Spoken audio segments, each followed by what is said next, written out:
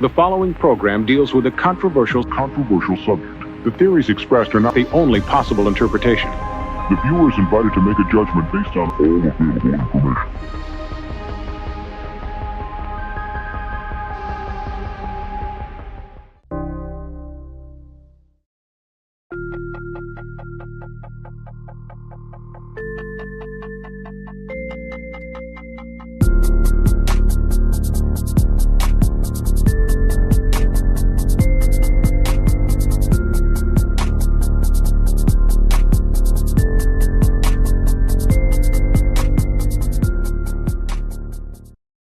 Welcome to another Friday night, another House of Stein Hot 10 Comics of the Week show.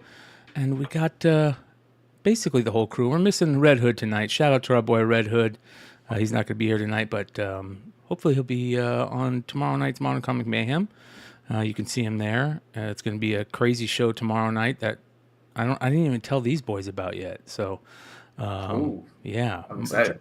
Drama alert tomorrow night is going to be very, very interesting. So, what's being dramatized? Well, you know, one of the topics that's been super hot and heavy in content world lately for comics has been the IP infringement art book cosplay cover variant thing, right? And we did a segment the other week about a Poison Ivy variant that Kyle Willis did. That is just, I'm not gonna say it's AI, but I will say it felt like it was copied, like an exact copy of another person's art or IP, another company's IP type deal. And he reached out to me and he's like, howdy. And I'm like, what's going on? And, you want to come on the show and talk about it? He's like, yeah, sure. So we're going to have him on the show tomorrow night, Modern Comic Mayhem comic book drama alert segment. We'll see how it plays out. Anybody at the table can come. Anybody has a seat at the table if they want. I'm not going to call somebody out and put up their art or their product and say, no, you can't come to the table. I mean, at least for everybody. There's certain people that I won't allow on the show, but, he's definitely not one of them yet. So he's got a seat at the table. Hold it. There's definitely people that you would not let on your show? Oh, yeah. Mellow Fellow's never coming anywhere near Beyond Wednesdays. Neither is Steel-O-Vision. Neither is... That would be the greatest show of all time. all in one show, bro. Just mix in a little epic. Yeah. Jesus. That's all we need. Could you imagine the views? Imagine the views. Dude, it'd be like W. Sorry, go ahead, Aaron. I was gonna say, but you might lose subscribers too at the same time. Everybody's losing subscribers right now for some reason. So I'm telling everybody, if you're subbed up to your favorite shows and you think you're subbed up, take a look, because a lot of viewers have reached out to me on multiple platforms and told me that they were being unsubbed from their favorite shows. So if you guys are a fan of House of Stein and you think you're subbed up, just double check. It's true, because it was last week. I went, because we're using the OBS, and some of the books we use the YouTube for the monitor, and when I went into YouTube, I was signed in. It says I was not subscribed, and I was like, "What the fuck?" Or excuse my language, what the frick? So I had to resubscribe. Yeah, it's really you weird. said it, so just double down. Yeah, it's super weird. So, but that being said, we've got an interesting show tonight for sure. So, Stein is, as Derek says, not in his bunker, and we can play guess where Stein is this week, for all the old school fans. But I'm not either, too. Yeah, neither is Yee. Yeah, neither is Yee. As you can see, I'm in plain white walls and stuff like that. I'm not in an insane asylum, I promise. Yeah, I don't have a microphone. I'm using my AirPods, so if I sound a little weird, then that's why. You guys all sound weird to me. I do have my normal microphone, so hopefully I sound the same. But I don't have to mute because the dog is not with me, so no barks. Yeah. Good stuff, So man. people can't complain about that now for this episode. Well, yeah. Well, Unless your brother starts barking. Well, not as my brother's at work right now. Oh, okay. So he's letting me take care of the house. well, we don't have a whoa book of the week, ladies and gentlemen, just because it's easier finding shitty books to show you guys. So we do have a blow book of the week. So I think that we probably ought to get into that. What do you guys say? Let's do it. Oh, that blows. That blows. This is a very interesting book. Shout out to Key Collector, who has the stats on it. Psycho Killers number 8 from Comic Zone Publishing in 1992. Biography of John Wayne Gacy, a.k.a. Pogo the Clown. That is rough. That's kind of creepy, man. That's super creepy. Yeah, I don't know if the terribleness of it makes it better or worse. I don't know. That's nuts, man. That is crazy. Is that a photograph of him? On the bottom it is. Yeah, right here. This is him in his clown costume. And Does that make it creepier? Does that make it creepier than the actual drawing? Or he did the drawing. Oh, that's even creepier. Yeah. Hold it. That's a self-portrait? Yeah. No way. I'm almost 90% sure. His art sells. He had art that people would buy, and he did self-portraits, I believe. Does he think he has a really fat first finger? Because that first finger is like 3 fingers wide, and then his pinky finger is like half a finger. Oh, do you know what this is? Have you seen Quiet on the Set? No. So it's about the Nickelodeon stuff, right? Oh yeah. Yeah. So Schneider. one of the guys on Dan Schneider. Not Snyder, but someone else that was a part of the production team, like owned the original art piece of Gacy. Like, yeah, that's creepy. That's really weird. And then he had parties at his house for the kid actors and stuff like that. He was close to them like that. Like he was like the supervisor of children actors or something like that. What do you call them, Brian? Kid diddlers? Yep. Basically. That's Hey, is that dude from the what is his name? Schneider? Yeah. Is that the dude from Better Off Dead? I don't know if he's on Better Off Dead, but he was in Head of the Class. Yeah. TV show Head of the Class. He was. That's where he got his. Yeah. Yeah, douchebag in the Head of the Class TV show. Better Off Dead was like one of the greatest movies ever. Was that the one with Gina Davis? $2.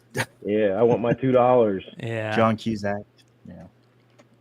So good. And yeah, and he was like. Oh yeah, John Cusack. That's an old school movie. Yeah. Yeah. Was that a John Does Hughes anybody in movie? the chat know? That was John Cusack. Yeah. So. Yeah, and Booger was in that. Oh, really? From Booger from Revenge of the Nerds, yeah. Yeah. I've seen Revenge of the Nerds. I don't know if I've seen Better Off Dead. Oh, man. You've got to see Better Off Dead.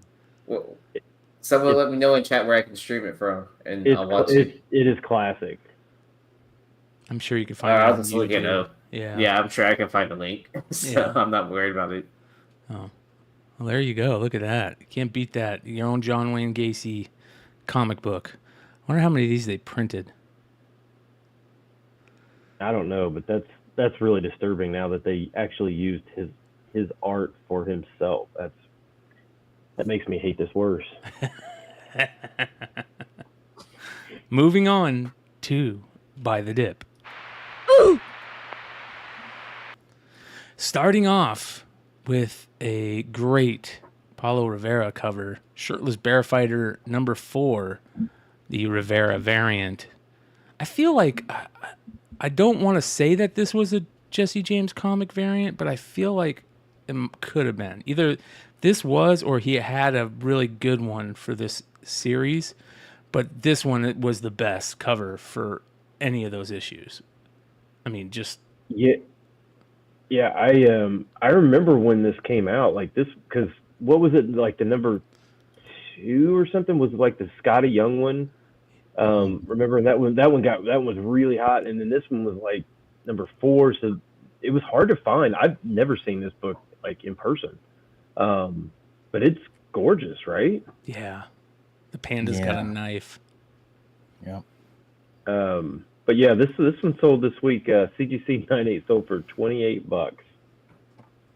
Wow, less than the cost of grading, basically. Yeah, less than the cost of grading, pretty much. Wow, that's crazy. How much were they selling for? Like 150? Something like that. Yeah, I mean, like it. Yeah, 9/8 peaked at like 140, 150, something like that. Wow. I don't know. This is kind of one of those that you're just sitting there. You're like there's a bunch of covers that I really, really like, and I'd kind of like to have, but then I'm like, I don't really want to spend $150, and this is probably one of them. Like, I would like to have this. If I could get a 9/8 for $28, I think I would just buy it, right? Oh yeah. Even though I have absolutely no idea what this book is about. Yeah. Well, then they read a sequel, second part to it. Or they continued the story. Probably. Like recently, like within the last couple of years. So I'm sure it has like at least a cult following, right? But anything less than $50 and a 9/8, right? Of cover art you like, why not buy it? Yeah. Next, we have Marvel Boy, issue number 1, a book that got a lot of spec play a few years ago. Yeah, this 9/8 of this peaked at like 400. Even as way far back as 2018, this was a $100 book. Yeah. In 9/8, there is a variant to this, but this week it sold a CTC 9/8 sold for $50. Wow. Nice. I like the variant, but J.G. Jones, I'm a big J.G. Jones fan. And that's a old school J.G. Jones cover. Come here, Abby. What is up with this character anyway? Why? I mean, I don't even remember why it got hot. Like, because they were talking about Novar. Yeah. Novar? Yeah, it becomes Novar later in the comics. Novar?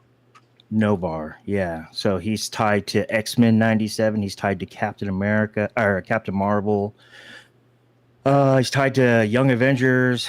He's tied to a bunch of stuff we've talked about over the last 3 years.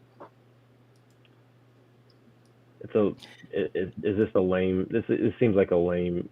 It seems pretty lame to me. It could be the baby that's in Jean Grey that's right now. So you have Novar, Marvel Boy, and then he becomes Captain Marvel in Dark Avengers 1. And then something else in Miss Marvel 50. I can't remember. It's like the Protector. So he's got a lame name of Marvel Boy, which is like extremely lame. Yeah. Then he goes with Novar, which is like lame. It seems like it's stealing from Nova or something like that. It's lame. And then you said he becomes Captain Marvel.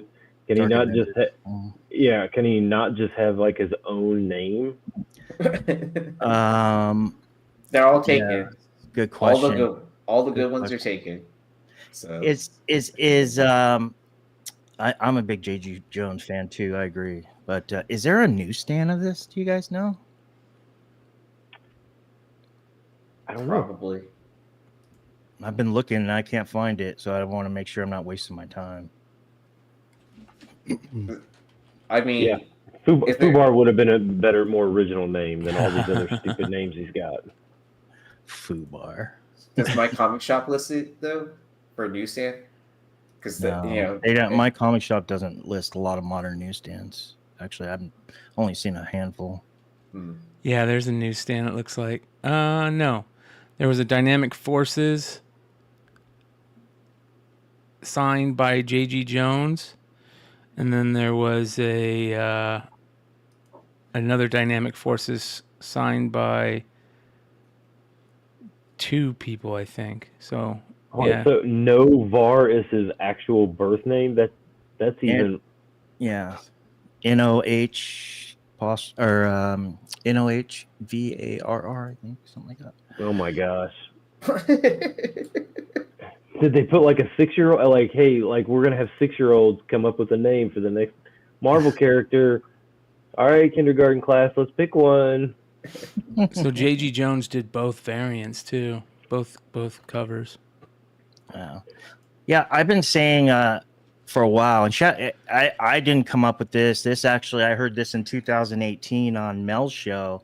Shout out to the comic Despective Gary, and he made a really good point on that It's Drunken Chat, son, about when we were all like in awe in the MCU in 2008. It was like the end of 2018. He made a good point. He said, if the Young Avengers come, I don't think 2005 series is going to be the way they go in live action. I think the source material will be from the second volume, and that's from the 2012, 2013. And that's where you got America Chavez, you got this guy, and some other people that are already in the MCU. So I thought that was Nice. interesting.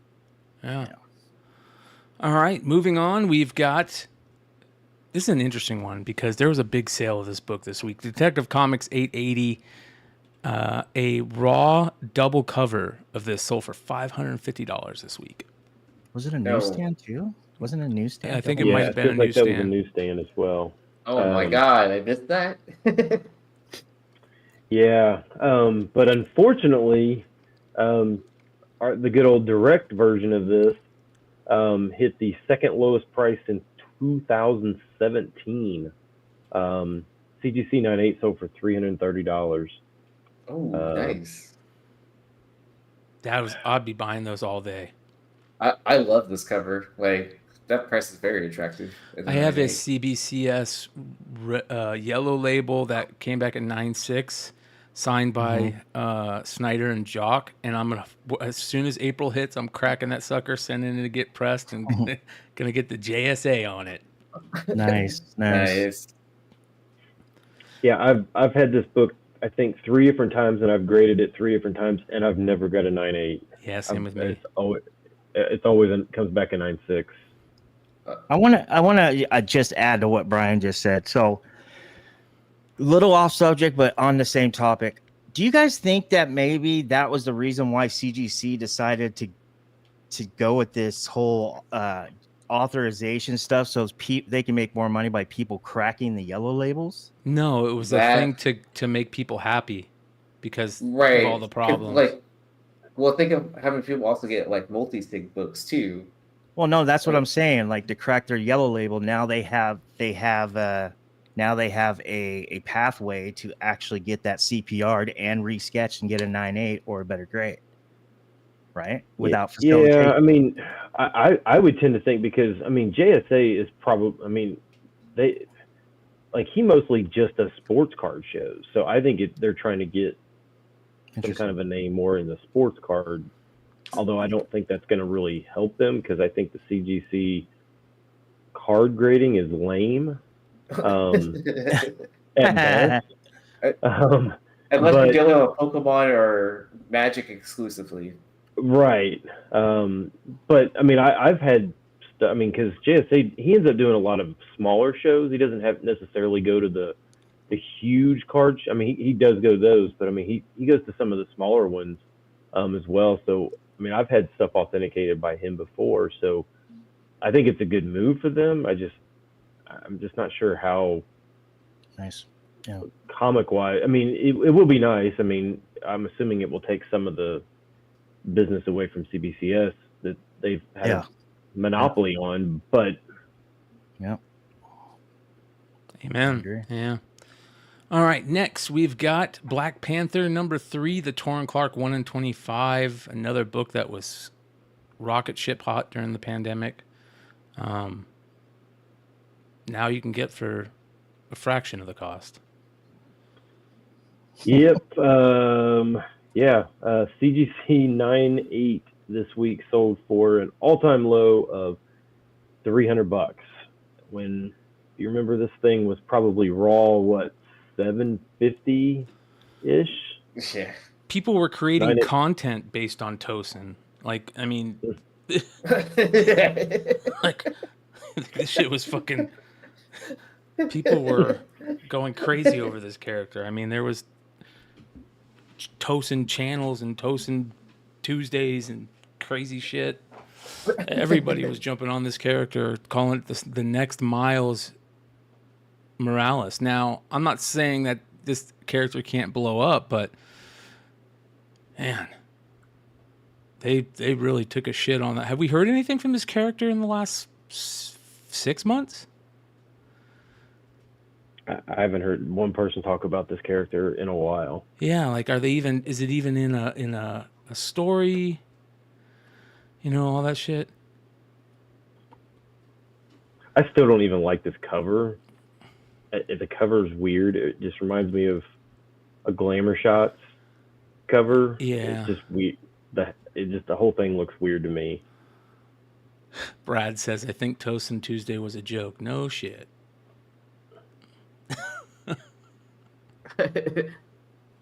Toast in the salad. Have you never met Seathorn before then? It's funny.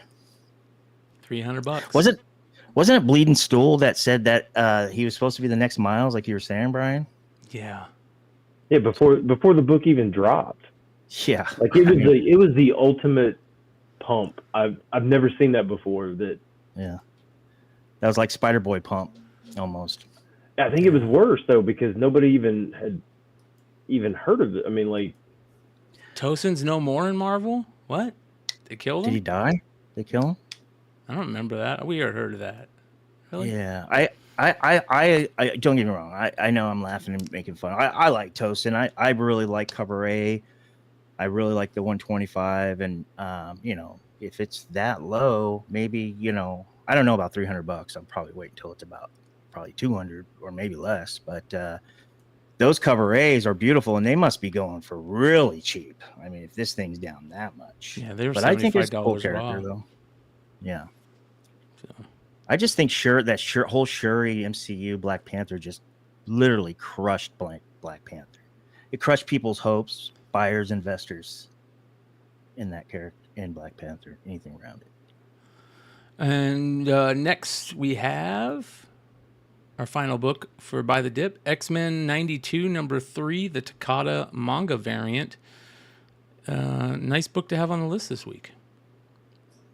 Aaron? Oh yeah, I mean, you know, classic book that Longshort's been talking about forever. So, but I mean, you know, with X-Men 97 releasing and everything, I thought this was a really cool 1 in 25 book that's not easy to find. And you know, for all you bubblegum collectors out there, there you go. I don't think it's a 1 in 25. I think it's a it's a qualifier. Qualifier, yeah. So. Oh, okay. So the Stan, how do you say his last name? Takata. Cover art. Not a lot of sales, as I was saying. Not a lot of listings, but this book was, shout out to Longshort and Tales from the Flip Side. Actually, this was a big one on Flip Side and Modern Playbook. But around the summer of 2022, so towards the end of your pandemic, throughout around Christmas to New Year's of 2023. 2 sales, CGC 9.8, average $110 with a high sale of $150. Now, there was a recent sale, CBCS 9.8 just sold for $50. That's down at or about 54%. there's something about this cover that really bothers me. I think it's the fact that like Gambit looks like he's in like his late 30s, and she looks like she's like 14, and I don't know, just the way he's putting his finger on that bubble gum just looks way, I don't know, porno, inappropriate, way P Diddy-ish. I don't know, it just something's not right on it. Gambit Schneider reminded you of Snyder, Dan Snyder, yeah, TV or show? Diddy or so, yeah, something. I don't know. So it's relevant then, right? I guess so. Yeah. Bubblegum foreplay, says Ronnie. I love these manga variants, Marvel manga variants. I collect them. It's the P Diddy Yeah. variant. The Ugh. P Diddy. Ugh. Oh, We've already talked about 2 of those guys tonight. All right, Gross. moving on. Yeah. That is By the Dip. Make sure you guys go check out Spec Media on YouTube. They've been doing some great stuff, putting out great content as of late. They've been rocking and rolling in the subs category. Where are you guys at now, sub-wise? You guys hit close to 900 yet? 872. 872. Nice. Ooh, dang. Yeah. Way to that 100 mark. 59 subs the last 28 days and 100 and something last 60. This Monday we have By the Dip. As you guys know, 8:05 p.m. Pacific. If you're not aware, we cover Ben's list every week from the prior week, and then Aaron and I write a list as well, so you get like 5 or 6 or 7 new books, so you get a full list, full episode. Plus we like talk about like comic book news and spec, and sometimes we like do pickups and stuff like that. And then not to mention, if comic book people are into fantasy sports or fantasy baseball, we have our league, which is House of Stein, Beyond Wednesdays, Spec Media, and some other people in the community. We do a live draft for football and baseball every single year. And I'll live stream the baseball. I usually don't do the football. And I went ahead and set up the link. So this Sunday at 3 p.m., I'm going to start at 2:30 p.m. Pacific Standard Time.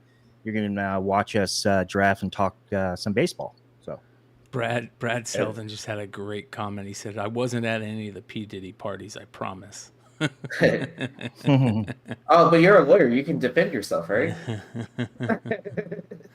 Moving on to the Almost 10.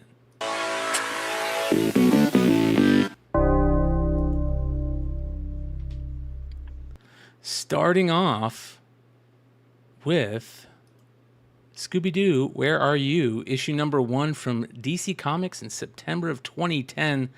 A book that I don't think a lot of people know it's out there. Yeah, it's weird. Like some of those like Scooby Apocalypse books, like towards the end of the run, are worth like good, like especially the variants are worth good money. And this is like, I don't know, Scooby-Doo, Where Are You? That's like 100 and some issues in, right? They're still making it, right? I believe so, yeah. Let me look. Or did they stop? They are. Yeah, it's been dropping. It's been dropping every week, but just no variants. Is that what they normally do? No variants? It's just like one, just like a cover A. Yeah, I don't think there is, or I don't think there are any variants for Scooby-Doo. Yeah, they're up to 126 right now. It looks like. So. This one must be pretty hard to find though. This sold for $80 this week. Raw? Raw. Wow. Wow, that's surprising. 2010, it's back there. So, I had never seen this book. Good luck. Wonder how many. I'm looking at Scooby's like his feet. Yeah. Something like it. He has broke his front wrist, or whatever the dog's things are called. I don't know how I don't even know how you get your arms like his legs like that. And then something looks like his red rocket's out too. I mean, you ever seen a dog like dash in the yard? Not like that though. It's over exaggerated, as like Scooby-Doo would be, anyways, right? And what the heck is Fred doing? Fred's riding the He's riding the dragon. Yeah. With Daphne, right? Yeah. Of course. I mean, isn't that expected? Yeah. I would say so. That's nuts. Yeah, there is a Jim Lee cover variant for the Scooby-Doo run, Heroes Reborn Comics says. And that's a cool book too. All right. It's a dog can talk. Yeah. Moving on, next we have got pretty cool Star Wars book. Sergio Aragonis stomps Star Wars. So, Dark Horse book from February 16th, 2000. Is this the right book, Stein? That is the right book. Yeah, I've It is never the right seen this. book. Yeah. So I mean, like, you know how like he's done like this against like Marvel and DC and all that stuff. He just makes spoofs of a lot of different things. So he did Star Wars back in the Star Wars Dark Horse days, and It's a one this shot. this one sold for a lot this week. This was like a, I don't know, like a $15-$20 book, but it sold for $70 this week. So Wow. definitely Nice. one that if you see it for cheap, that would be a good thing to to pick up. Yeah. Yeah, sorry about the dog thing. You don't mess with people's dogs, Stein. I know. Yeah, that's interesting. I saw a thing of him on Instagram. I was scrolling. Somebody had a video of him drawing something live. Not live, but it was an old video. Of course, the creator of Gru. I feel like everybody had like an uncle that read Gru, like the young uncle that read Gru. Gru was a weird book that sells like crazy that none of us buy, but it still Right. sells. Yeah. So, all right. Next, we have got Haunt, the Ash Can from New York Comic Con in 2011. A lot of people don't know about this book. This is a hard book to find any information about. I didn't know there was a Haunt Ash Can, to be honest. Yeah. Um, They gave it out from their table at the con. This looks dope, though. Yeah. I like It this. it does. Who did the cover on this, though? Um, I'm trying to look at the little signature down in the bottom right, and I can't tell who that is. yeah, I don't know. That's a great question. It obviously McFarlane and Capullo weren't they doing the book at the time? I could I be mean, wrong. they did they did the regular book, but this doesn't look like either one of theirs. Yeah. But this sold for $250 this week. Oh, wow. Wow. Oh, Thoreau's got it. That's Dang a cool it. book. I sold all my ash cans way too early. This is a tough one. A super tough one. You can't find any information. I couldn't find a regular picture of it on the internet. So I had to go and cut one from a weird eBay page. But yeah, Hey, do what you got to do, man. get it up there, baby. How much did it sell for again? $250? $250. Yeah. So rare, no one knows what it looks like. Yeah. Haunt's always had good variants to him, good covers to him. I never read it. So. Oh, said Thorough he got it. Yeah. NYCC must have been there that year. Do you guys think that that's a bad thing? Like when there's like some things that are so rare that people don't know anything about it. Is that a bad thing or is that a good thing? It's an obscure thing. I think it's a good thing. I think those, I'll be honest, I think those are the reason that a lot of people love the content that is made about comic books is finding new books that they've never heard of. Is that what you're asking, or am I reading you wrong? Yeah.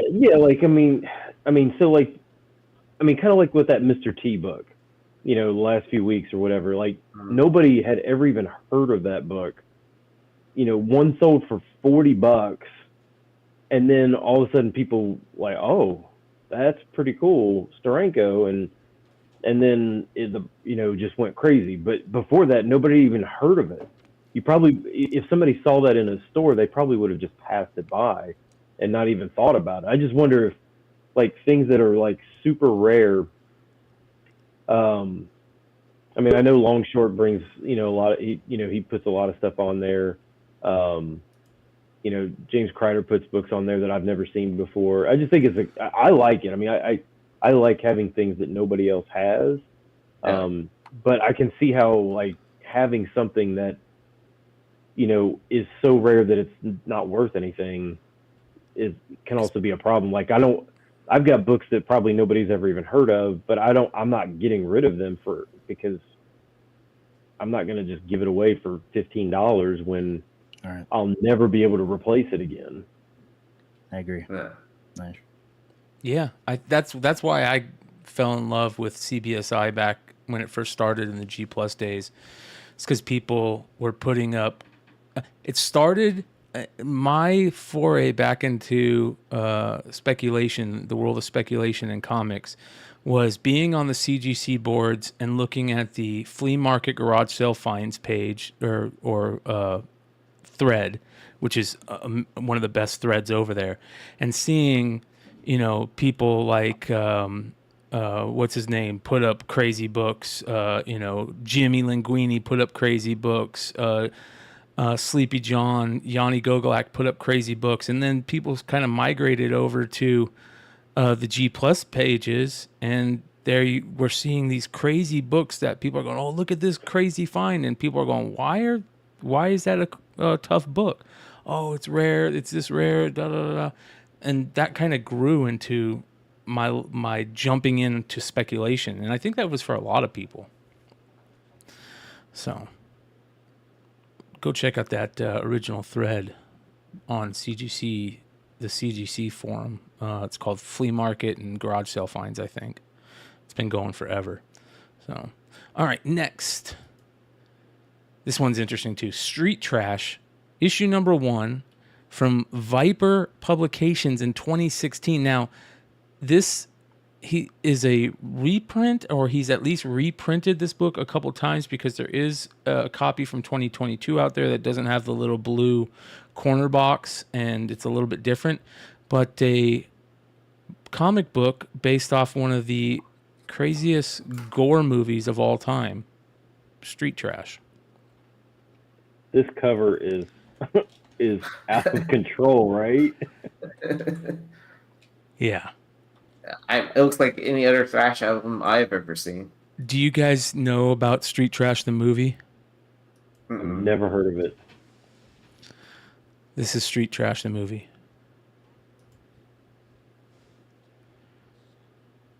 My wife, my Busting your hump and getting nowhere. This just ain't my day.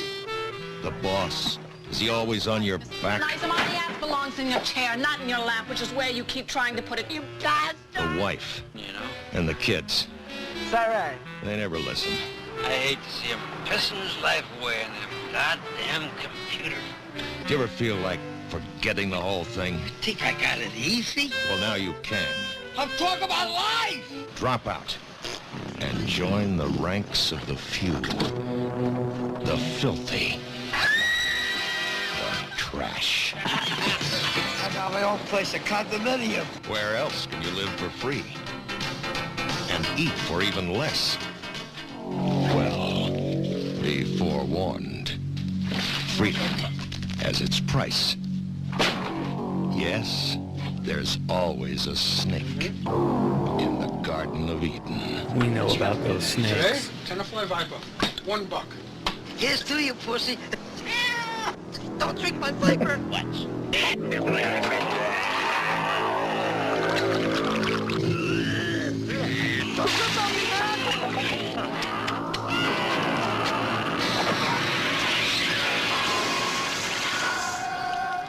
What's the matter? You can't hold your liquor, huh?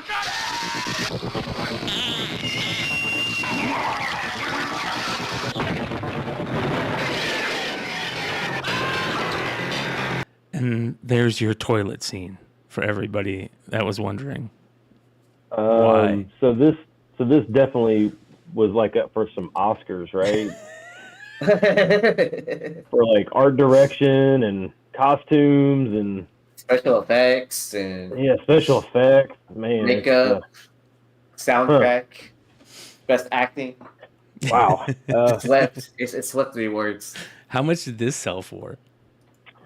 The old Street Trash book sold for $55.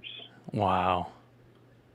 Mike Lackey and Roy Frumkes, based on the cult classic film. Cult classic. Oh, how is that a classic? I literally never heard of that. It's the word cult. Now, most of the cult classics you haven't probably heard about. I mean, that I'm still trying. Like, I'm looking at that trailer and I'm still trying to figure out what was even going on. I can't figure out. There's just some random dudes in a junkyard and they drank some poison. I don't know what's You're acting going like on. you've never watched like Repo Man or that like, was not Repo. There was no way that was like Repo Man. or like 1980s Red Dead filmmaking, Zombie, baby. You know, like those B-list like cheesy horror films that like they're so bad that they're amazing. You know. Yeah. Yeah. That's what it is. Good shit. All right, moving on. George R. R. Martin's Game of Thrones, issue number 1, the 1 in 10 cover B, from Dynamite Comics. Shout out Dynamite Comics. On the list, we talk about these Game of Thrones books more than normal, I think, because we all love them. These old school Game of Thrones books. They're so hard to find. Yeah. Like, especially the variants. They're not easy to find. This isn't even. I mean, so this issue number 1. There's a version of this one, of this actual cover. It's a 1 in 75. I don't think I've ever seen it ever. Like, I've never seen the 1 in 75 or 50 or whatever it is. But it's this one is the virgin cover. Wait, I have a question though on the Virgin cover.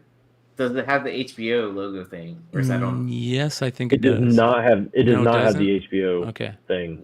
Wow. Okay. No, it's just the tree and him is it.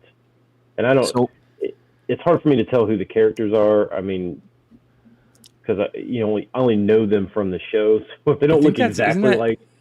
Would that be like Jamie? what I don't know. saw. Yeah. But- Oh no, that's the dad. That's the Stark dad cleaning off the sword before he has to use it. Ned Stark. It may be Ned Stark, but I don't know. Why do you guys think it's hot? Is it because those teasers came out this week for House of the Dragon? I don't think it's Season hot. 2? I just think it sells whenever one pops up because they're tough to find. Yeah, because this one sold for stupid. So a CGC 9.2 of this, it's just a 1 in 10, sold for $180 this week for a 9.2. Dang. Yeah. Tough to find books, man. That's for sure. And I think Richie has a little bit to add with the new, Dragon's Dance. What is it called? House of the Dragon. House of the Dragon. Yeah, getting ready they're starting to show more for the new season of that. So, and that was a great season. That first season was really good for House of the Dragons. So good. I've watched it 3 times. 2 without the subtitles and the last one with the subtitles. Yeah, Damn, am I gonna have to watch like Game of Thrones to like understand this conversation? So good. Read it. Read it? Yeah. No. Okay. Yeah, go put on the don't read headphones it. and read it. Yeah, that way you don't get audiobooks. that way you don't get destroyed when season 10 and 9 happen. Yeah. Honestly, Makes you hate other than the very last season of Game of Thrones, the rest of it was literally just like almost perfect television. Yeah. Yep, I agree. It was the greatest TV or movie, anything made to be viewed on a screen to me until that final season. And then I just hate it.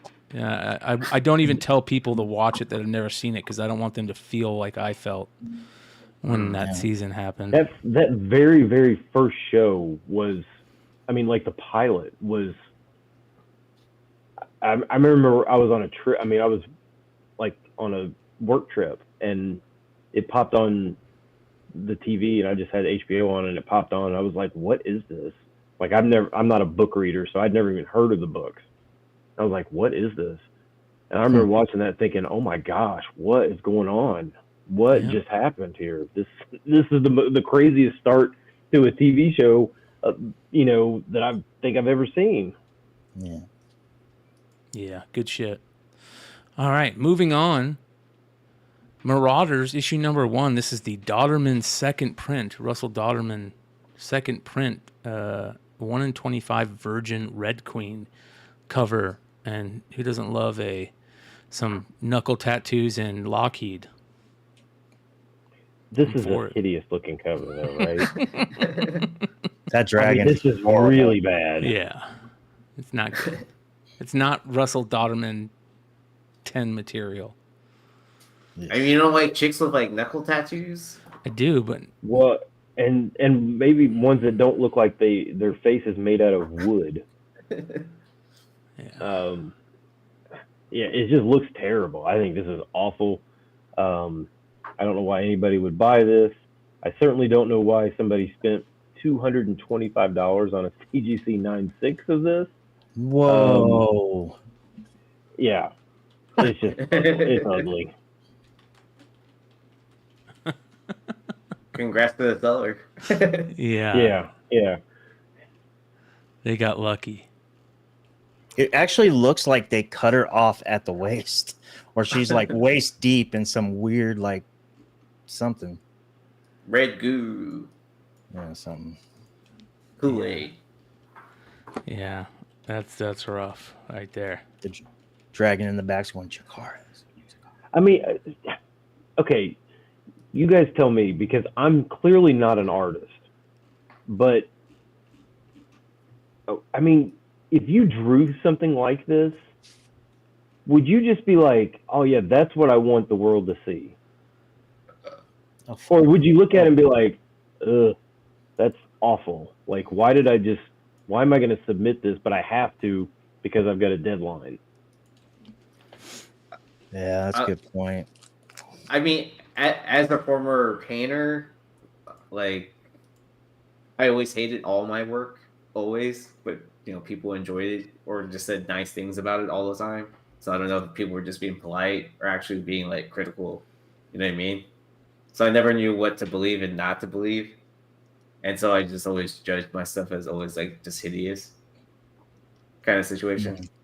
Well, I've been trying to tell you, bro, you gotta move away from those finger paints. Start using a brush. I need a YeeZee original. I won an award in college for nice. I'd like to see that. That's dope. So, that's awesome. So second place in the student art show. So just saying. You are very creative. I definitely need a Yee original piece. Oh, okay. Yeah, I have a bunch, like, still, like, because I was trying to gather up like enough pieces to photograph to submit to go to grad school for art. No shit. Oh, yeah, that's amazing. That's amazing. So I spent like a year after college, because the economy was really bad anyways. So I was like, oh, I have time to like paint up a bunch of paintings and like do the band thing, and then yeah. So nice. I was gonna say, Ben, you might not be an artist, but you're definitely a critic. Hey. Well, I mean, that's what you need too, is like that brutal honesty. Hell yeah. Because like if people are just like fluffy it all the time, then they're just gonna keep on doing the same shit, right? That's right. That's right. What is it? What's the saying? Those that can't teach or something, or can't something like whatever that saying. Oh wait, those that don't succeed teach, or those that fail teach, right, or something like that. Something like that. I don't remember what the thing is. Well, Russell Dodderman's not that. He has definitely succeeded, and most of his covers are much better than this. So, moving on. Oh man, this is another one of those books that you watch House of Stein for. Another book that, just like Haunt Ashcan, you aren't going to find any information about or find covers of. Walking Dead Deluxe issue number 1, the Birmingham Bulls variant. Now, if you don't know who the Birmingham Bulls are a minor league hockey team, and they did a Walking Dead night in April of 2023 and gave out this comic as part of Walking Dead night. And they all wore those Walking Dead style jerseys, I guess, too. I mean, how much are they charging for tickets to where they can drop $10,000 on a comic variant, and then to give away? It seems crazy, but yeah, Birmingham Bulls. Is this Birmingham, Alabama, or is this Birmingham? Not Alabama. I don't know. Is this Alabama? So I'll tell you, Birmingham Bulls. There we go. Saturday, April 8th, 7 p.m. The Walking Dead night. First, 1,000 adults age 18 plus get a Walking Dead Deluxe #1 featuring Birmingham Bulls variant cover. So only 1,000 of them. And Birmingham Bulls. That was last year, right? Yeah. SPHL hockey team, Birmingham, Alabama. So there we go. Are you guys watching The Walking Dead? Rick and Michonne stuff. I heard it's really good. I watched the first episode. It was great. Yeah, it's really good. I know Leg's watching it. I am not. So that's a cool book right there, though, man. That's a cool find. Not many of them made it out of there in good condition, I imagine. And this one that sold was a 9.8, right? Or not? Yeah, 9.8. So for $275. Wow. Ooh, that cardstock, baby. Cardstock. Let's go. That's a cool variant. I love these type of promo books. All right, next. Vampirella issue number 10, the Jenny Frison cover B variant, one of the great Jenny Frison variants that I love because it's also got pomegranates on it. I'm a huge pomegranate fan. I had a pomegranate tree growing up. And that's a cool cover. Is that what those are? Yeah, I thought those they are were pomegranates. hearts. No, they're pomegranates. Oh, I thought they were hearts because Vampirella like sucks your blood. So why are what's pomegranates have to do with anything? Pomegranate juice looks like blood, I guess. I don't know. Yeah, I was like, if you're gonna name a fruit where it looks like blood, it's either that or like maybe a grapefruit. Is this the only pomegranate cover in existence? It might be. That's a great question. First appearance of pomegranate right here. Let's go. Isn't there a new Frison cover that's coming out? I think I saw a new Frison cover that's coming out for Vampirella or something that is just gorgeous. Oh man, I just got a key alert. Joking. Let me see if I can find First this. pomegranate. What? I think Kreider posted it on his IG, but I could be wrong. Let's see if I can find it. Oh yeah, this. It's nice. Upcoming Frison, yeah. Vampirella Dark Reflections #1. That is fucking awesome. Wow. It reminds me too much of the Nightmare Country cover. I love it. I'm going to try and find one. That's a good one. How much is this one selling for right here, Stein? This one sold a CGC 9.8 of this sold for $200 this week. Wow. Damn. And again, it goes back to, I still just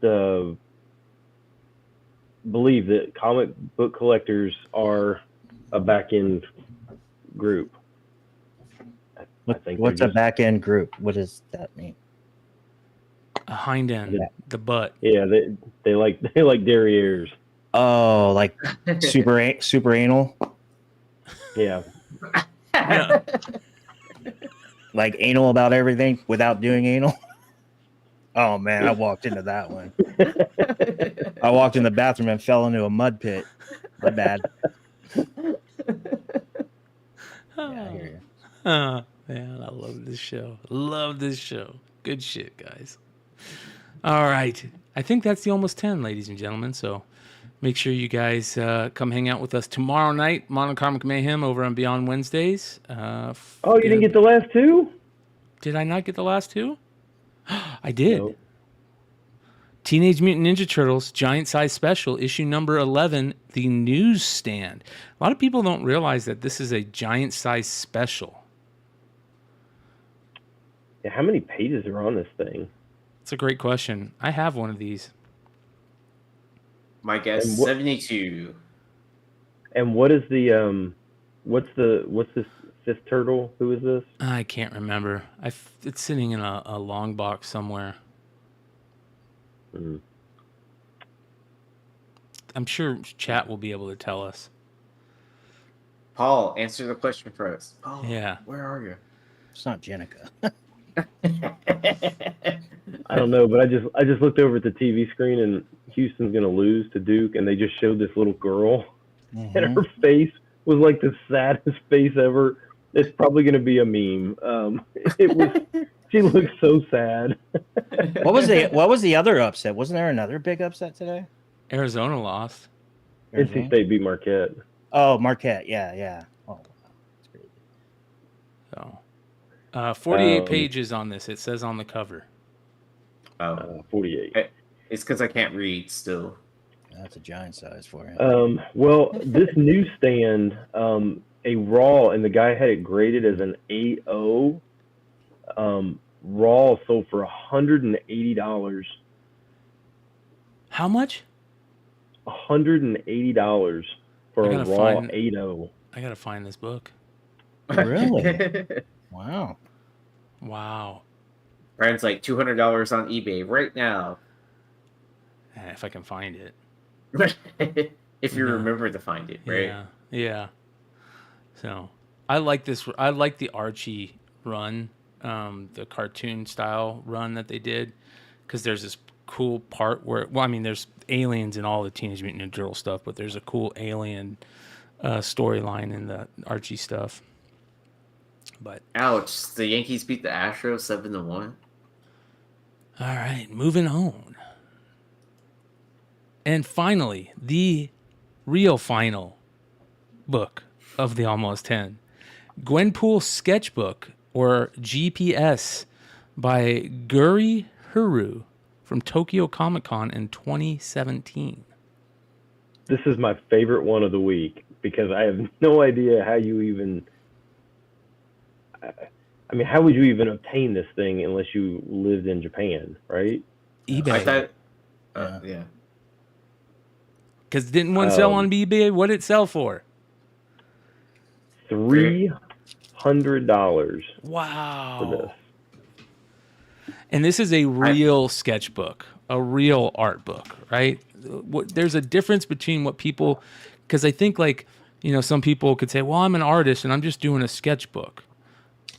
I feel like if you're I don't know, maybe. We gotta flesh that out one of these nights, you know? Like, what's the difference between a sketchbook and a art book? Hey, Tony. So I have a question. If Long Short buys it, is he still an influencer? Because he bought it. Was Long Shirt the one that bought it? Yeah, Long Short's the one who bought it. So I have a really funny story about this. So he sent us the link and was like, he's like, yo, another one showed up to market, because like they don't show up very often, and because he already has one. And then he's like, and then like not even like 2 hours later, he sends back to the chat, all right, which one of y'all bought it? And then he bought it. He's like, just joking, I was the one that bought it. And then like, this is the funniest part, right? So he bought it from eBay a year ago. It was from the same seller. Oh, wow. Yeah. What? Yeah. That's crazy. Was it from Japan, the seller? I think so. I think he's overseas. Interesting. Yeah. There we go. And what would Tokyo Comic Con look like? Like they're 10 years in the future? Yeah. That's what I imagine. I imagine the cosplay is insane. I think that I feel like they would be more fun than our cons. Like ours just sells fudge and stupid things like that. Like I feel like they're like the cons over there would be like really fun. Yeah, I bet the costumes or cosplay is like insane. Like I could only imagine, like, you know, whatever we have here, it could only be like 10 times better, right? You guys like sushi? No. Yeah, I love sushi. Hell yeah, me too. It's my favorite. And that is the almost. I like 10. to look at sushi. Here's pretty. A quick rundown. Pretty. Yeah. All the books that were on the list this week. Make sure you guys come hang out with us tomorrow night, Beyond Wednesdays, Modern Comic Mayhem, 10 p.m. Eastern, just like every Saturday night. We'll see you there. Let's get into the list.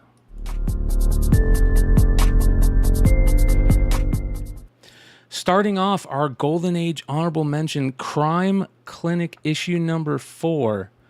A lot of these Ziff Davis books, I think a big collector of these Ziff Davis books might have sold off a lot of his copies, because I saw a couple of lots of sales of the early Ziff Davis G.I. Joe books too this week. So very interesting cover and book you have right here. What do they call those things again? The horses and a merry-go-round? A merry-go-round, thank you. Yeah, this is kind of a strange place for crime, right? Yeah. But so this one was interesting. And we always make fun of Overstreet, but the Overstreet price guide had this one in grade listed for $102, and this sold this week for CGC 6 sold for $7,600.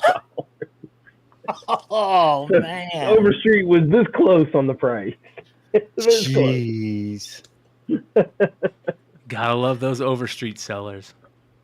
Makes me think about Overstreet. Are they just putting their opinion on there, or are they actually looking at the market once a year?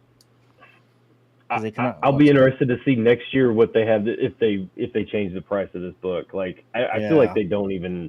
I feel like they don't even look. Yeah, I agree. That's interesting. I would disagree with that statement because they're trying to build their online database thing that no one probably uses besides. Really, I didn't know that. Oh, so wow. I went to the retailer summit and actually did sit in a bunch of the panels, and Overstreet.com I think is what it or whatever their online website is. They actually are trying to keep a up to date real time database. Huh. Like a cover price kind of. Yeah, I mean it's also so like stores can like do a quick inventory. Like someone brings in a collection and they can just like you can build out the box and kind of put the condition, and then they'll put an estimated price value on an entire short box. Interesting. So I want to do a quick check-in real quick. Speaking about Comic Cons, today is WonderCon started, and look at this. We've got a quick look-in on our boy Drew at Wanted Comics with Murat Michaels at WonderCon. That's a metal. That is a metal. Let's say what's up. Again, metal of the metal, my friends. Expensive.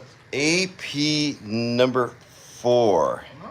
What can you tell us about this cover? Well, that's how it looked originally on the album. Mm-hmm. So when I did the new stuff, I really tried to stick this close to the original.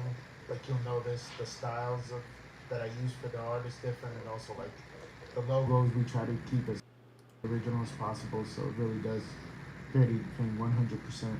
So yeah. And if you guys are older, that little label right there, when you were a teenager, man, buy that record. So Tipper Gore, remember that Tipper Gore? I'm going to save the youth of America by putting that label in there. And it literally made Twisted's sister like $10 million by having that label on there. Is that Drew? Yeah. Right there? Yeah. No, that's Murat Michaels. That's Murat Michaels, but Drew is talking. As soon as I saw the label, I thought it was He's a good host. And this is a metal. So this is so we're live on the House of Stein. You hear that big leg? We're live on the House of Stein.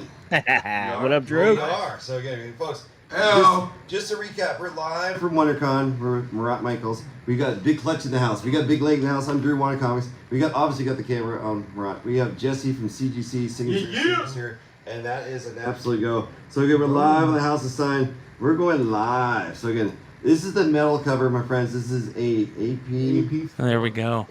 Nice. Make sure you guys go pull that up on your phone and watch us live on the TV for the rest of the show tonight. Shout out to our boy Drew at Wanted Comics and everybody at WonderCon this weekend. Let's get into the regular honorable mention this week. Amazing Spider-Man issue 688, the famous 1 in 50 J. Scott Campbell Lizard cover. A book that is one of the ghosts of ghosts is on the list this week. So hard to find. There was a 9/8 sale. It is literally the first 9/8 sale since 2021. So 3 years, right? And 2021 was like right at the kind of the peak of pandemic prices. So you kind of have to like take whatever, whatever sales were back then, but literally this book has not been available since then. It sold this week at CGC 98, sold for $2,800. Wow. And I still kick myself for not buying this like 8 years ago. I think I had the chance to buy it raw for $150, and I didn't. And I kick myself for not buying that. Wow. That's a great, all-time great cover right there. So, good stuff. 177 watching live, you guys. Hit that thumbs up, hit that like button if you haven't already. It really helps us out. We appreciate all you guys hanging out with us every week. We've got the 10 spots starting right now with number 10. Shout out to big fans of Tony and Trish Forstner, Tony Fleece and Trish Forstner, and they have their Feral number 1 out this week, and the 1 in 100 is at number 10. Yeah, so they're back to doing like horror movie homages. So yeah, this is pretty cool. They when we had them on, we brought them on Beyond Wednesdays to talk about it, and they said that they weren't going to be doing as many variants as they did with Stray Dogs, but they had a lot of people reach out to them and tell them, yeah, we really want to do a variant. So they decided to do some, and they wanted to keep it the same. They didn't want to change it up. They wanted to go, continue what they were doing, and they picked a perfect one for their variant that they did together for the 1 in 100. If you guys haven't read the story yet, it is freaking excellent, and you will understand the what is this? The Walking Dead Night of the Living Dead. Yeah, Night of the Living Dead Cats cover is a big deal for this story, so I won't give it too much away. Nice. Yeah, so this one's selling for like in the $100 to $110 range. I think there were a couple store variants for this. There were, yes, including 2 from Bird City Comics. But you got to remember, so like it's not like Marvel, where where they have to order 3,000, so they get 30 of the 1 in 100s. Most of these are like limited to probably like 500, so most of the stores probably only got 5. Big difference from 30 to 5. Yep. And they just announced today, Tony announced that Feral number 1 has sold out on the distribution level, and a second print is on the way featuring a Halloween homage cover by the great Trish Forstner. So there you go. Just announced today. Pretty cool stuff. Oh, that's dope. Good for them. Hell yeah. Hell yeah. So I suggest everybody go pick one up and read it. It's a really good story, and you'll enjoy it. Moving on to the number 9 spot this week, a book that we talked about last week on our Whoa cover of the week, I believe, and it sparked a little interest. A1, issue number 5 from Atomica Press in 1991 is at the number 9 spot. Yeah, when we mentioned this one last week, it was only like a $10 book, and then this week you guys must have liked it too, because several sales in the $15 to $20 range. So you guys paid more than what they were going for before, and quite a few sales. So good for you guys for picking it up. I did check out a couple stores here while I'm on trip, and they did not have this. Unfortunately, I did look for it, but they didn't have it. So. Oh, what shops did you go to? If you don't mind me asking. Titan. Yes.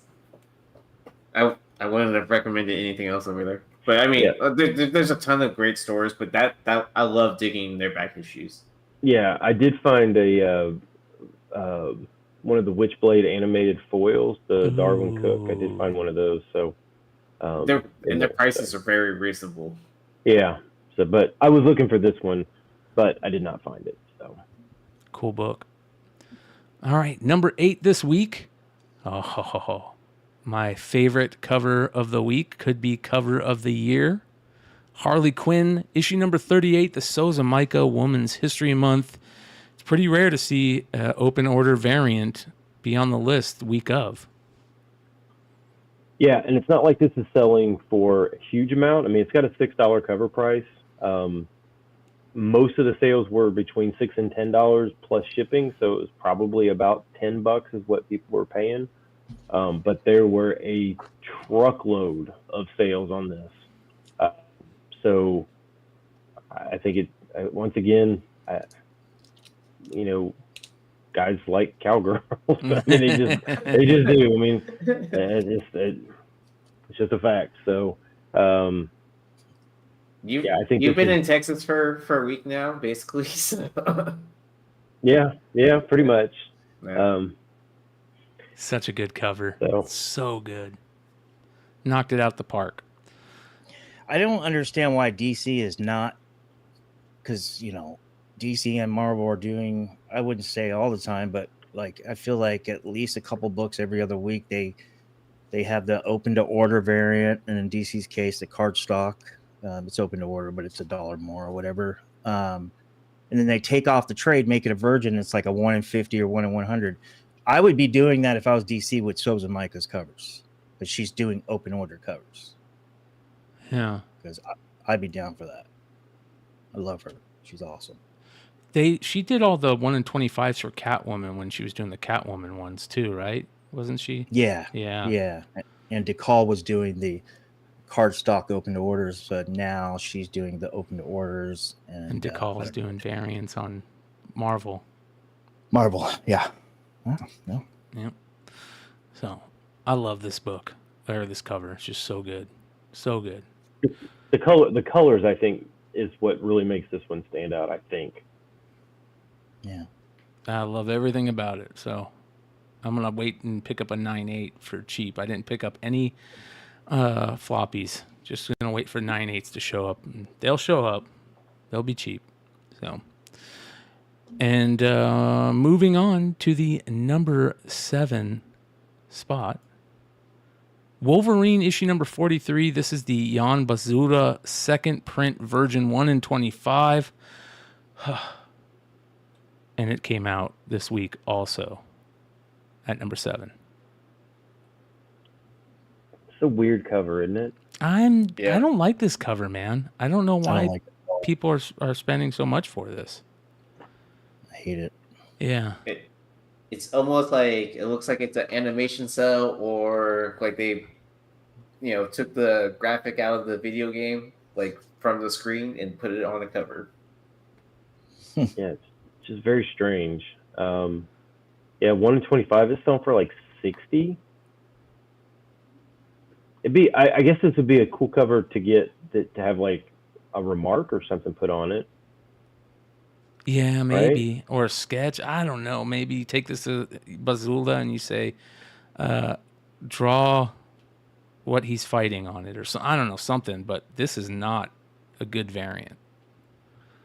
I think you could. So like the way Wolverine is like positioned, you could do so many like spoof things below him that he's about to stab. Like you could do like all kinds of different things. You could throw like, Gambit on his back and put a little charging fire on his blades. That would be a cool sketch to do.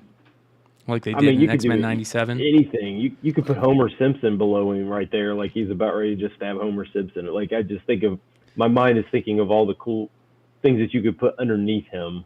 Yeah. How much is this selling for? Like 60. Oh my God. Oh, I can't wait for the internet to get a hold of this and this drawing stuff. I'd have Balzuda finish the cover.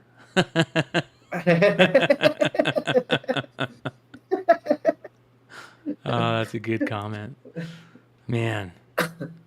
Yeah, there you go. At number 7, let's move on to the number 6 spot this week. Miles Morales Spider-Man issue number 18.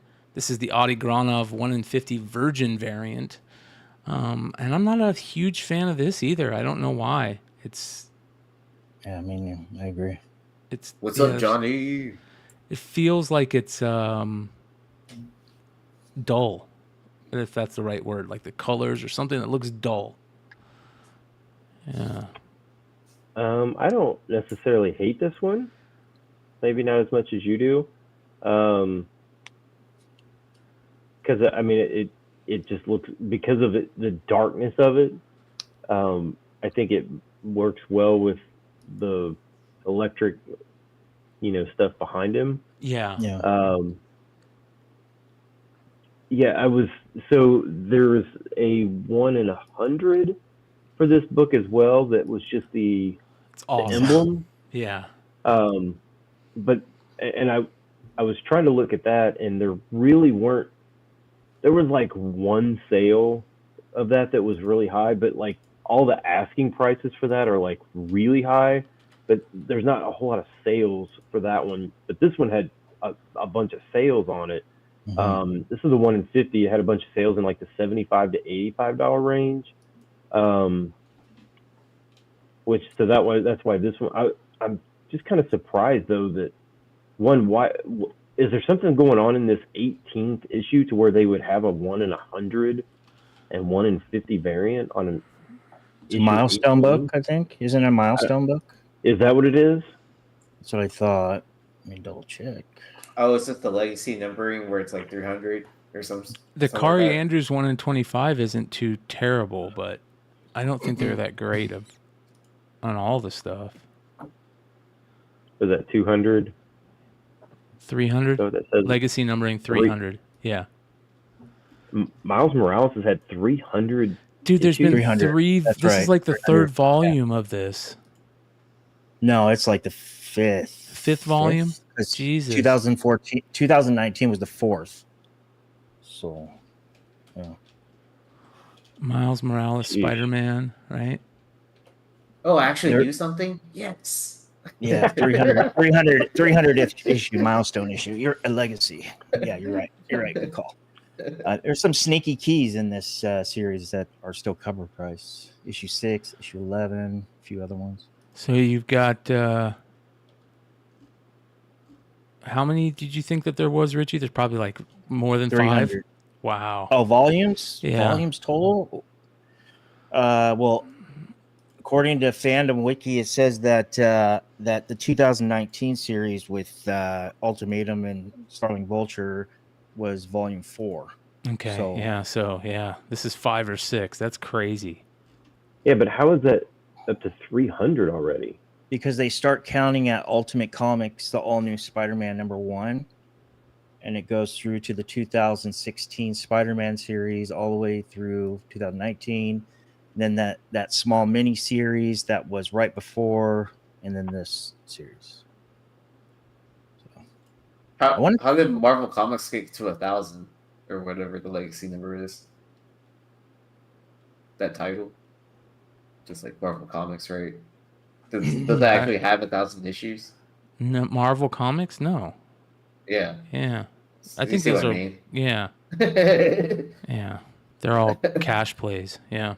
Yeah, it's just, I mean, if there's not actually 300 issues, which I don't know if that's possible, right? Because did any of the runs go past 100 issues?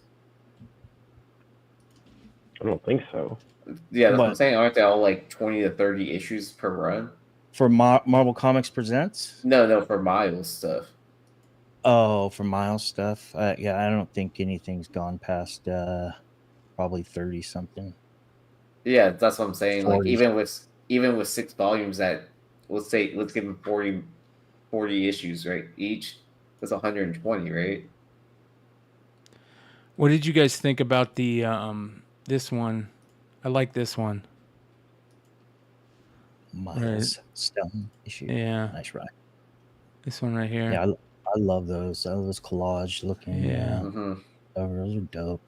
Yeah. On the Miles insignia or whatever is all a bunch of Spider-Mans. Yeah. That's cool.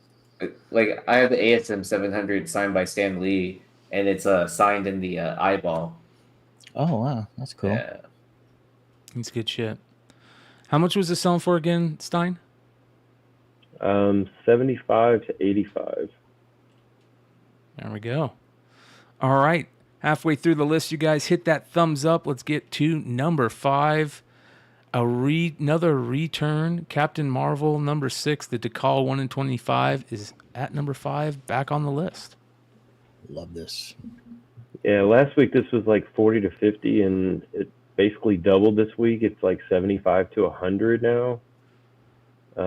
Again, we think we talked about it last week. There's not really any store. There's no store variants, and it's a number 6. The Decal's not doing a lot of Marvel 1 in 25s up until recently, right? Too. So. Yeah, it's still not my favorite Decal. I wish it was different, but well, analyze the art. Can you analyze the art for us? What don't you like about this? One, her body position is really odd. Like she's like at a perfect angle, but I guess it would be her left arm and her left foot. Her left arm looks really, really weird. Yeah, like she got an arm barred or something. Something. Yeah, it looks broken. I mean, that's what happens when you run into a jet, right? I guess, yeah. And then what's up with the shadow that goes from like where her hair is and then goes like up into like a little tiny thing up towards it? What's up with the shadow? Yeah, the thing behind her. That. Yeah, it's a sonic boom of her moving. Is my assumption. Is that what that's supposed to represent? That's my guess. Let me know in chat if I'm interpreting that weird, or I've seen too many streakers in my life. DZ says flip the cover. Is there a way to? Can you flip the cover upside down? Hold on here. Yeah, let me do this. Turn your phone off of auto rotate and then turn it upside down. Boom. Matching. See here, that was last week. I mean, like most of the Decal's stuff I like a lot. This just, for some reason, this one just looks really just odd. I think it'll grow on you. There you go. Like a zit? You look on the YouTube. You won't be able to see it, but look on YouTube. You should be able to see it better if I flip the cover like that. I have no idea what that is. Is it like dimensions? Different dimensions? Yeah, I just flipped it. Now it looks like the Star Trek emblem. I was going to say that originally. It does. Right. It's a cover for nerds. Yeah, it looks like a chevron. But her arms still look weird. Yeah. Not better. Yeah, I'm not sure that's better. Well, it's selling, that's for sure. It's flying off the bay. How many were sold? Was there very many sold? I don't have the number right in front of me. I mean, there's not that many of them out there. Yeah, I was about to say. And I'm sure it has to do with that's a lot of the price is just the fact that it's just not that readily available. Yeah. That's cool. And so Jeff DeCall is at WonderCon, says Jeff B. He said, had a chance to sit in a chat session with him and maybe 7 other peeps today. It was awesome. That's cool. Nice. Very cool. He's super chill. All right. Moving on to number 4 this week. X-Men 97 issue number 1, the Ben Harvey 1 in 100 Virgin variant of a gorgeous Rogue cover. Yeah, what do you guys think of this one? This one's much better than that DeCall one, in my opinion. Yeah, I like the design of it. How she's in the middle like that. The sun's not taking up too much of the cover. I don't know. I just like this one better. The way this one reminded me of somebody else, and I couldn't put my finger on Does this remind you of like a different artist? Because I don't really know Ben Harvey. I don't know Ben Harvey very well either. Huh. I just couldn't put my finger on who this looks like somebody artist wise. Natalie Sanders says Brad said. It kind of looks Alex Ross-ish. Yeah. Brad says Natalie Sanders. I can see a little bit of that. Maybe a combination of the both of those put together. Thorough agrees with the Ross. Same with Brian's Comic Garage. Yeah. So this one's, I mean, it is an X-Men #1, so it's not like it's going to be hyper rare, but it is selling for $125. But I mean, if you like the cover, just get the one with the trade dress and pay $5 for or $6 for it, and be happy with it. Yeah. Yep. Good stuff. No, never. Do you think a cover like this, if they did not just have a trade dress and then a Virgin, make the Virgin 100, 1 in 100, if they just had this as a 1 in 100, do you think this would probably be a $200 book then? Yes. Yes. Easily. Yep. They're messing up with all the reprinting of books that they do, of covers. But do you think they're also trying to, like, they see this, I guess, semi-success or success with store variants doing it, that they're like, oh, if that's working for them, I want to do it too. I guess. Kind of idea, like you know, when they do a trade dress and a Virgin, and they see that, you know, they keep on continually buying books for them for months and months and months and years. I mean, I guess, but I mean, wouldn't they have the same number of sales if they just had just this as a 1 in 100? They would have just as many sales as they would with the open order cover. Yeah, like this can't possibly be helping their sales by doing that, right? I mean, the only thing I would think that it would be like beneficial to them is on the printing plate, they just wouldn't have to change out printing plates as much. But other than that, I can't believe that this is any benefit to Marvel to do this. Yeah. Well, what I can say is we have 200 watching live right now. We have 64 likes. For all those people that haven't hit that thumbs up button or that like button yet, please do that. It really helps us out. It helps bring more people to the show as we're going live, and we only have 3 more spots left. How much did this one sell for again, Stein? $125. There we go. Not bad. All right, at number 3 spot this week, Street Fighter Masters, Akuma and Ryu, issue number 1. This is a secret retailer appreciation variant that Udon did this week. Oh, that looks cool.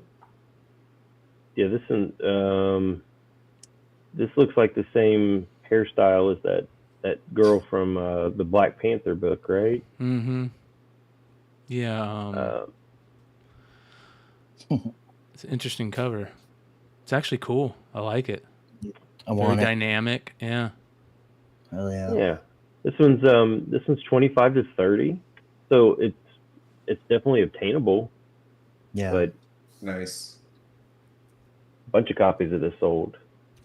That's cool. I feel like if this was like it's not pandemic, but before, so 2019, this would have been like a 50+ book. But where the market is right now. Yeah, I agree. 25 is, That's a great point. I mean, Street Fighter fans are going to buy it no matter what, right? Did they give this to to all retailers, or only retailers that bought like into this book? Well, last time for the other cover that made the Hot 10 list, I talked to my retailer about that, and he was saying that you had to buy a certain amount of books to qualify for them to send it to you. Like I'm guessing it's like based on percentages of your previous orders or whatever. Was that character, that one that was a kind of odd with the waist? Is that the one you're talking about? Girl, where she was on the beach or whatever in the volleyball thing. She was super strong. Yeah. Super buff, super ripped. Yeah, that cover. Yeah. Oh yeah, and her superpower was spray paint cans or something. Yeah, yeah. Is it? I don't know. She was a graffiti artist. Who is the artist? I didn't catch that. On this one, I don't know who the artist is. Oh, yeah. Ing. Yeah. Ing. Yep, Ing. Yep. Are they? Is Ing a Jim Lee apprentice or understudy? Because the actual way that the characters are drawn with the muscles kind of reminds me of Jim Lee, like 90s Jim Lee. It's a good book. I don't know. It's a good question. Yeah. I love the background. Sick. Yeah. All right. 2 more spots, you guys. Let's get into number 2 this week. Oh, here we go. Marvel Assistant Size Spectacular, issue number 2 from 2009, a book that nobody would even have a clue about unless a new character was introduced in a new video game. Yeah, like if I would have ever seen this book, I would have only bought this book because of Elsa Bloodstone on the cover. That's really the only reason I would have ever bought this. I remember seeing this book because we probably talked about it back then during that time when Elsa was so, hot on everything with everybody Next Wave and all that stuff. Yeah. Or a pretty good origin story. 3 stories, maybe 4 in this. And it's coming from a third person. They're telling a story. The characters that are actually in the continuity are telling a story about Galacta. So it's pretty cool. And she looks awesome. Yeah. Nice. And here's your reason. Why is it called assistant sized? What does that mean? That's a great question. I couldn't tell you. Maybe the assistants did it. Yeah, it's the assistants from the Marvel.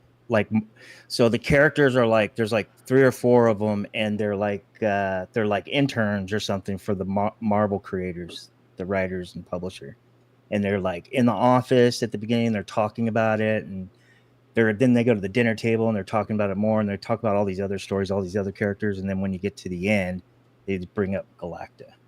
That was pretty cool. Yep. So this is like the She-Hulk show where they were talking about what, in the office, and they're talking about characters in the Marvel universe. Is that what you're saying? Yeah. Yes. Kind of like that. Yeah. That's weird. That's really strange.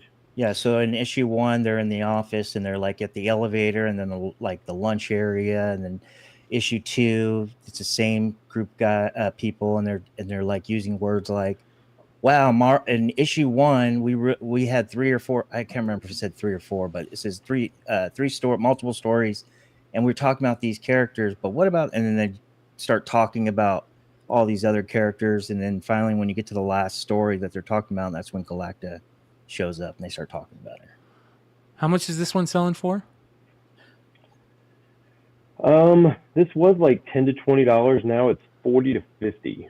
Well, this one's $40 to $50. And our number 1 book of the week, Galacta, Daughter of Galactus #1 from 2010, is selling for how much? That one is selling for $50 to $60. Wow. And there was a ton of sales, you guys. Look at this. If we go to eBay, just eBay alone on the sold list, look at all these just today, the 27th, from the 27th to today, all of these sales. There's that big sale I was telling you about, Ben, that $189.99. I don't know what it really sold for. 130 was down. This is all this week. What was the print run on this book? Well, on the Marvel Spectacular, the Comic-Con had it around 8,000 or something like that, and so pretty low. But on the Galacta one, it's I don't think it's I don't know. I'm not even gonna pretend I know. I've read it, but I don't think it's 616. I'm pretty sure it's out of continuity, but I can't imagine there's that many, because when I started buying this book in 2020, I mean, there weren't a lot of copies, especially most of them were beat to shit that I found. Yeah, I didn't notice very many of these being graded, so I'm assuming that probably CGC is probably going to get bombarded with these probably over the next few weeks, I would think. Well, this is the exact look of the character in the game, basically. If you guys don't know, here's the new game. It's called Marvel's Rivals, and this is the character. The new character that they are releasing this week is this Galacta character, and it looks just like that one in Galacta, the #1 book this week. Not the assistant one. The assistant one looks a little different, but so they're using that exact design, and she must be a big fan, a character that the fans love, because I don't remember a video game coming out or a character coming out like this in a video game that's caused 2 books to shoot up to the #1 and 2 spots and sell as many cover or copies in the past few days that this book is sold. It's crazy. Yeah, I mean, if it wasn't on the list, I would list it on mine and sell it raw. It's on our list. We like to be transparent. So Yeah, I'm going to send it to CGC. Yeah, if you have any of these, sell them now or send them to CGC, get graded, and then sell them, because this book in 6 months will probably, unless the character takes off even more, and X-23, how X-23 happened, she showed up in the cartoon and then she took off, if there's, that could happen, but I doubt it. Can I ask a stupid question? Sure. So like, just because she is Galactus's daughter, does she have to wear the stupid headdress? That's a great point. You know what the funny thing about her is that she's the exact opposite of Galactus. She grew up on Earth, and she's an Avenger, I guess. So yeah, it's pretty crazy. So we have Galacta, the daughter of Galactus, and then what's the mom's name? That was in that Defenders book last year. There was a Galactus mom. Does he have a son?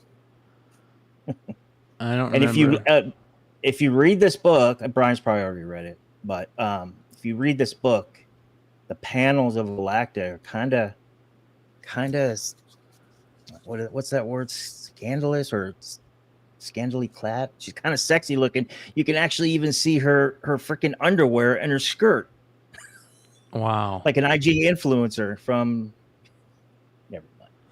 That's weird. It says here, she has spent her life hiding on Earth as a human teenager called Gale, despite having the same world-consuming powers and cosmic hunger as her father.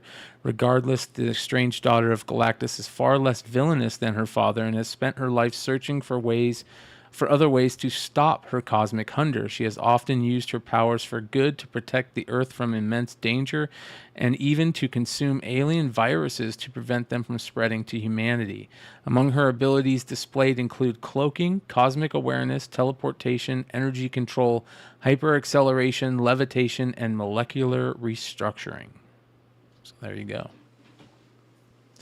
Pretty interesting, man. This took me big time by surprise. I can't remember this happening in a couple of years. Yeah, it's been a while since something like this is sparked. But I think I thought this character was like dead. Like, I didn't even know that this character was even alive. So it's kind of weird. It just, the whole thing is weird. The art is weird. It's Adam Warren, so it's weird. The whole thing is just strange to me. So that's her alter ego, Galacta. I don't think Galactus has an alter ego, right? He's just Galactus. Yeah, he's just Galactus. Yeah. Well, he did before he was Galactus, right? He became Galactus, but he doesn't have he can't go back and forth. Yeah. So, Yee, sounds like you lost power or something. My computer died, and I've. All right, brother. Well, we'll see you tomorrow night, man. Later, Aaron. Oh, I can't understand him. He sounds like a robot. He sounds like a friggin' robot. So, yeah, man, this is interesting stuff. We'll see how it plays out. Could be on the list next week. So, Yeah. You never know. You never know. Is it going to continue in price? So here are all the books this week. Again, you guys, take a final look. Make sure you hit that like button, subscribe if you haven't subscribed. And we appreciate all your guys' support. And we will see you guys tomorrow night. Modern Comic Mayhem, 10 p.m. Eastern. Richie, Buy the Dip is going to be Monday. So make sure you guys go check out Spec Media on Monday for Buy the Dip with him and Yee. And then Tuesday night, we'll be doing another Industry of Comics episode. This time, I believe, with Murat Michaels and Bueller from Bueller's Comics. So it'll be a fun show. Make sure you guys come hang out with us. We'll see you there. Stein, what do you say? Have a good Easter, and we will see ya.